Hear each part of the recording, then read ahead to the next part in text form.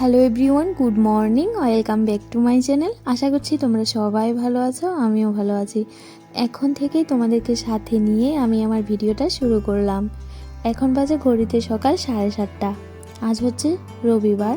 আজকে রবিবার বললে একটু ঘুম থেকে দেরি করে উঠেছি, কারণ আজকে রান্নাবান্নার তেমন কোনো চাপ নেই। আজকে একটু দেরি করে রান্না করলেও কোনো অসুবিধে নেই, কারণ তোমাদের দাদাভাই তো ডিউটি নেই, সেই জন্য আর কি। তো ভেবেছি আরও একটু দেরি করে উঠবো, কিন্তু এই যে বাবান উঠে গেছে, তো সেই জন্য আমারও উঠে যেতে হয়েছে। আমাদের মতো মধ্যবিত্ত সংসারে মাসের শুরু থেকে যদি একটু হিসাব করে চলা যায় না, তাহলে মাসের শেষে অতটা ভোগান্তিতে ভুগতে হয় না। আজকে আমি শেয়ার করবো তোমাদের সাথে আমি কিভাবে মাসের শুরু থেকে হিসাব করে চলি, সেটাই তোমাদের সাথে শেয়ার করব। আশা করছি তোমরা পুরো ভিডিওটা দেখবে। আই হোপ তোমাদের ভালো লাগবে। স্নান করে আমার পুজো দিয়ে নিয়েছি, তো তোমাদেরকে দেখিয়ে দিয়েছি। দেখো আমার ঠাকুরের সিংহাসনটা কতটা সুন্দর লাগছে না ফুলগুলো দিয়ে। তো আমরা যে বাড়িতে থাকি না, এই বাড়িতে গোলাপ ফুলের অভাব নেই। এমনিতে দেখবে শীতের সিজনে কিন্তু ফুল অতটা পাওয়া যায় না, কিন্তু এই বাড়িতে অত গোলাপ ফুল ফোটে। তো সবসময় অনেক অনেক করে গোলাপ ফুল দিয়ে পুজো দিই, খুব ভালো লাগে দেখতে। সিংহাসনটাও মনে হয় যেন মানে পুরো ভর্তি ভর্তি হয়ে থাকে, খুব সুন্দর উজ্জ্বল হয়ে থাকে, খুব ভালো লাগে।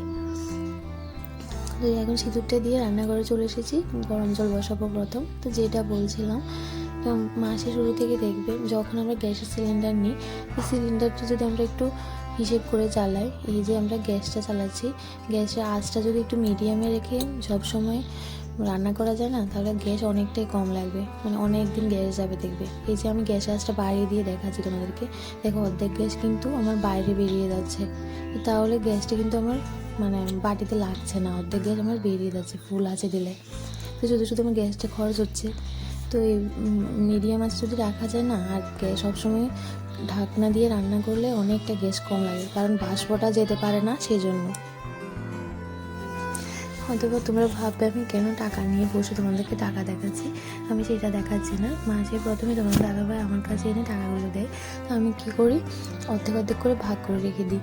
তো যেহেতু আমরা ঘর ভাড়া থাকি, তো ঘর ভাড়ার টাকা আলাদা করে রাখি, গ্রসারির টাকা আলাদা করে রাখি, সবজির টাকা আলাদা, তারপরে ছেলের জন্য কিছু টাকা আলাদা, বাজার খরচের জন্য আলাদা টাকা করে রেখে, আর বাদ বাকি কিছু টাকা আমি এক্সট্রা করে রেখে দিই।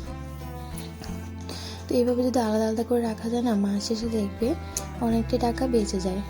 কেন বলে, তো একসাথে যদি টাকাগুলো রাখা যায়, তাহলে মনে হবে যেন অনেক টাকা আছে, খরচ হয়ে যায়। তো সেই জন্য আমি সবসময় আলাদা আলাদা করে রেখে দিই।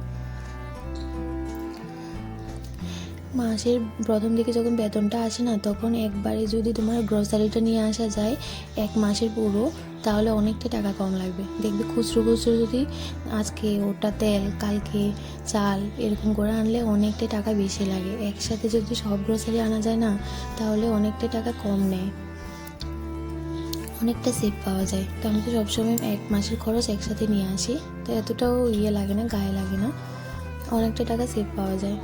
তো আমি গ্রসারি না, শুধু আমি কাঁচা সবজির ক্ষেত্রেও তাই করি। এই যে কাঁচা সবজি তোমার দাদাভাইকে বলে একসাথে অনেক নিয়ে আসতে।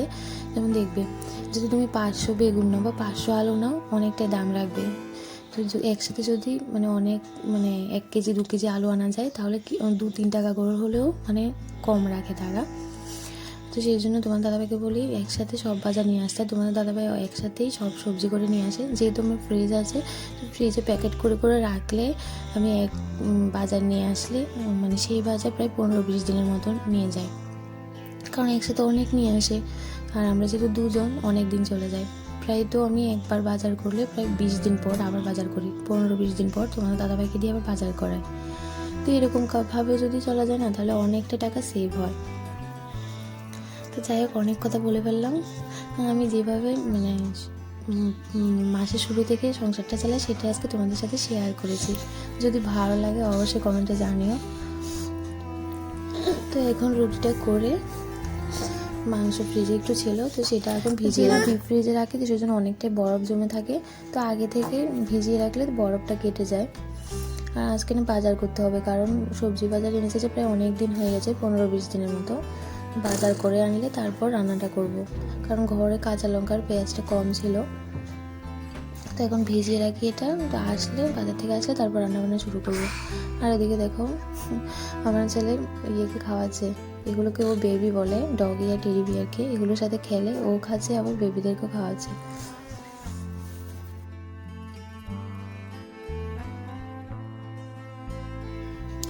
তোমার দাদাভাই গেছে বাজারে, তো আমি ভাবছি বসে না থেকে বাবানের জন্য খিচুড়িটা বানিয়ে নিই। তো খিচুড়িতে আজকে দেবো মটরশুঁটি, আলু আর সয়াবিন দেবো। তো এটা দিয়েই আজকে খিচুড়িটা করব, আর সাথে একটা ডিম সেদ্ধ করব, কারণ মাঝে মাঝে ওকে খিচুড়িটা খাওয়ায়। আর এই যে বইটা দেখছি, এটা হচ্ছে তোমার দাদাভাইয়ের হিসাবের খাতা। এটা না ফ্রিজের যে পেছনে একটা বক্স থাকে জল জমে, এই বক্সের পেছনে পড়ে গেছে, তো সেই জন্য একটু রোদে দিয়ে আসছিলাম। কাল যেভাবে ছিল এটা, আমি তো ভেবেছি এটা পুরোটাই মানে নষ্ট হয়ে গেছে। কোনো রকম রোদে দেওয়ার পর এরকম অবস্থায় এসেছে। তোমার দাদাভাইকে বলার পর তোমার দাদাভাই বলছে এটা কীভাবে পড়েছে। সত্যি বলতে আমি নিজেও জানি না কীভাবে পড়েছে, হয়তো বা অন্য বই নিতে গিয়ে বইয়ের ঠেলায় নিচে পড়ে গেছে। যাই হোক, কিছু হয়নি, সেটাই ভালো, রোদে দিলে ঠিক হয়ে যাবে। তো কিছুক্ষণ পর তোমার দাদাভাই সবজি করে বাজার নিয়ে চলে এসেছে। তো এখানে বাবানের জন্য কিছু ফল এনেছিল, আঙুর ফল। ও আঙুর ফল না ভীষণ খেতে ভালোবাসে। আর এখানে এনেছে হচ্ছে কমলা লেবু। মাঝে আমি একটু তোমার দাদাভাই আসতে দেরি হচ্ছে বলে, কারণ রান্নাবান্না করতে পারছি না, লঙ্কা নেই, আরও অনেক কিছু পেঁয়াজ টেয়াজও ছিল না। তো সেই জন্য বসে না থেকে দাদাদের বাড়িতে একটু গিয়েছিলাম, একটু দরকারও ছিল, আর গিয়েছি যে অনেক দিন হয়েছে, তো সেই জন্য একটু গিয়ে এসেছিলাম। তো এখানে যাওয়ার পর দাদা আবার মানে বিস্তুত দাদা আর কি বাবানের জন্য কমলা দিয়েছে। আমার বিস্তুত দাদা না মানে আমার নিজের দাদার মতো খুব ভালোবাসে আমাদেরকে। আমার ছেলেকে তো খুব খুব ভালোবাসে, মানে নিজে আমার নিজের ভাই না থাকলে কী হবে, খুব করে আমাদের জন্য। তো যাই হোক, এখন সবজিগুলো গোছাচ্ছিলাম। সবজিগুলো না বের করতে গিয়ে দেখি মাছ ভেতরে, আমি বুঝতে পারিনি যে মাছ আছে। তো তারপর আগে মাছগুলো ধুয়ে এখন ডিপ ফ্রিজে রেখে দেবো, তো তারপর সবজিগুলো গোছাবো। এখানে আছে হচ্ছে পুঁটি মাছ আর হচ্ছে রুই মাছ, ছোট রুই মাছগুলো এনেছে আর কি। আর এখানে যে লঙ্কাগুলো দেখছো, লঙ্কাগুলো না সবসময় যদি এয়ারটাইট বক্সে রাখা যায় অনেক দিন ভালো থাকে, প্রায় 1-2 মাসেও কিছু হয় না, কারণ বাতাস যেতে পারে না, বাতাস ঢুকতেও পারে না, বেরোতেও পারে না, তো সেজন্য খুব ভালো থাকে। আমি তো সবসময় এয়ারটাইট বক্সে রাখি। আর ধনেপাতাও দেখবে এরকম করে যদি রাখা যায় না অনেকটাই ভালো থাকে। আমি গেছে মাসে ধনেপাতা আনিয়েছি যে এই মাসে আর আনাইনি, কারণ খুব ভালো রয়েছে, এয়ারটাইট বক্সে করে রেখে দিয়েছিলাম। তো এগুলো এখন ফ্রিজে রেখে দেবো, আর যেগুলো প্যাকেটে আছে এগুলো আগে খেয়ে নেব। তো সবজিগুলো এভাবে প্যাকেট করে করে রাখলে আর সবজিগুলো পুরো তরতাজা থাকে, যেহেতু আমি সবজির বক্সের মধ্যে ঢুকিয়ে রাখবো প্যাকেট করে। আর প্যাকেট ছাড়া যদি এইভাবে রাখা যায় না, মানে খালি যদি রাখা যায়, তাহলে সবজিগুলো যেন কেমন জানি হয়ে যায়। আর এখানে দেখো পালং শাকের কতগুলো পালং শাক এনেছে। তো তোমার দাদাভাই অন্য শাক খেতে চায় না, পালং শাকটা একটু খায়। আর পালং শাক না বেগুন দিয়ে রান্না করলে ভালো লাগে, পালং শাক খেলেও ভালো, ভিটামিন এ আছে, বাবানের জন্য খুব ভালো।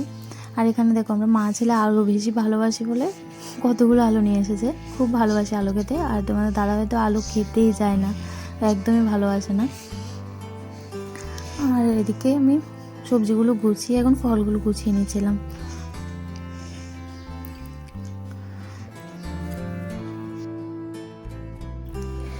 আজকে রবিবার বলে যে একটু দেরি করে উঠেছি, আর সবজি বাজারও নেই, সেই জন্য অনেকটা দেরি হয়ে গেছে জানো তো। আমার মনে হয় কি অন্যদিনই ভালো, 9:30-9টার মধ্যে রান্নাবান্না হয়ে যায়। তো এই যে একটু ঢিলেমি দিয়েছি, আর সবজি আনতে একটু দেরি হয়েছে, তো এই রান্না দেরি হয়ে গেছে। এখন প্রায় 11টার উপরে বাজে, মাত্র মাংসটা বসিয়ে এসেছি, তারপর দম বিরিয়ানি করব, তারপর ভাত খাবো, কারণ আজকে সকালে ভাত খাবো না এমনিতেও, কারণ সকালবেলা পরোটা খেয়েছি তো সেই জন্য।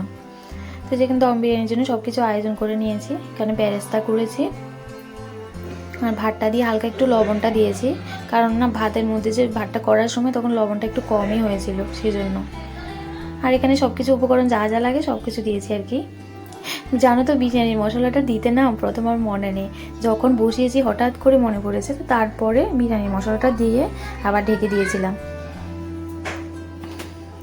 তো চলো আজকের মতো ভিডিওটা এখানে শেষ করে দিচ্ছি, দেখা হবে নেক্সট ভিডিওতে। সবাই ভালো থাকবে, সুস্থ থাকবে, টাটা।